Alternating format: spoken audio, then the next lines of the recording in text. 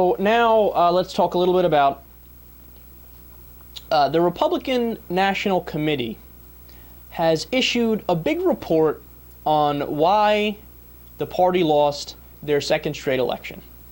Now, I'm calling this report a quarter of an evolution. It's like a semi-evolution, but it's not really an evolution. Now, certain websites are singing the praises of the RNC. Salon.com had like 3 articles like, oh, Reince Priebus gets it. Oh, he gets it. The Republicans are back. They're back, right? But no, man, look, I'm going to break it down for you in a more substantive way instead of just cheerleading that the Republicans finally get it, that they're too extreme. So the Republican National Committee report, it is, to their credit, it's about the death of the Republican Party, right? They're calling it the autopsy. Hey, credit, at least they understand you lose, right? And the American people just aren't that into you. But here's the problem. Here are the most frequently used terms in the report. Message and messaging is mentioned 77 times. Marketing is mentioned 15 times. When it comes to the actual issues, taxes, Tea Party, the national debt, healthcare, Wall Street, so on and so forth, let me read you how many times they were mentioned. Taxes was mentioned twice. The Tea Party was mentioned once. The national debt was mentioned once. Wall Street, wealth inequality, Medicare, Social Security, abortion, gay marriage, climate change, Iraq, contraception, terrorism was mentioned 0 times. So in this report detailing the direction of the party, there's no reflection on where they stand on the issues and the policies that they should take, right? The whole report is about we need to rebrand ourselves and come out with a whole new PR campaign that says that we're moderate and we are level-headed and we are balanced and we are reasonable, right? Yeah, but wait a second. If you're rebranding yourself as reasonable and as balanced and moderate, then you need to change your policies to go hand in hand with that.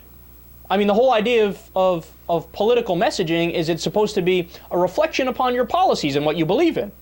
No. What the report is saying is, yeah, no, we could totally be in favor of all of the same policies. Let's just make sure that, hey, you know, we'll pretend like we're more moderate. Oh, God, it's so pathetic. That's so pathetic. So Crooks and Liars had the absolute best saying on this overall. Yep, all this baby needs is a shiny new coat of paint and a catchy slogan, and we're good. Or as Cenk Uygur of the Young Turks put it, all you got to do is polish that turd up, man. Just polish that turd up and you'll be all set. You'll be ready to go, right? But the best part of this all, right? So the report is clear. Okay, we need to appear more moderate. Now, they don't go as far as saying, let's actually change our policies, which is why I'm calling it a quarter of an evolution. It's not a full evolution, because then they'd actually become more moderate, right?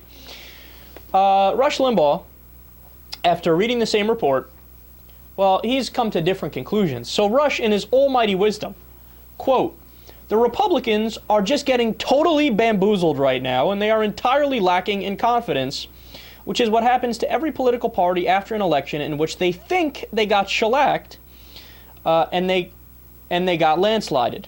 But they didn't. Because, you know, the 332 electoral votes, it's a psychological problem. It didn't actually happen in real life. The fact that the last 2 elections went to the Democrats, no, you're imagining that. That didn't actually happen. I love Rush's willful ignorance. The Republican Party lost because it's not conservative. It didn't get its base out.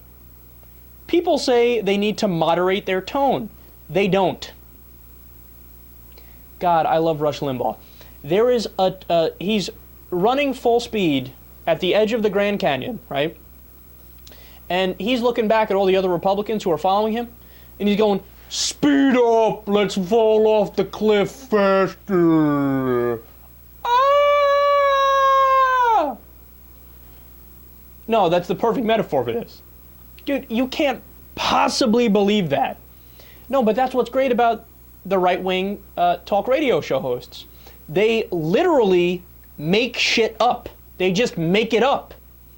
So let me give you the actual numbers, because I said, okay, I was reading it and going, I know that this is false, But let me take it a step further. Instead of just going out on the show and saying he's false and he's wrong, which he is, let me prove it. Okay, so nationally, Romney won 59% of the white vote. So that's a towering 22-point margin of victory over Obama. In fact, Romney won 4% more of the white vote in 2012 than John McCain won in 2008. It was a historic number of white people that went out to vote for Mitt Romney. So even in the blue states, if you break it down state by state, Romney won the white vote in every independent state, even the blue states. That's amazing, right?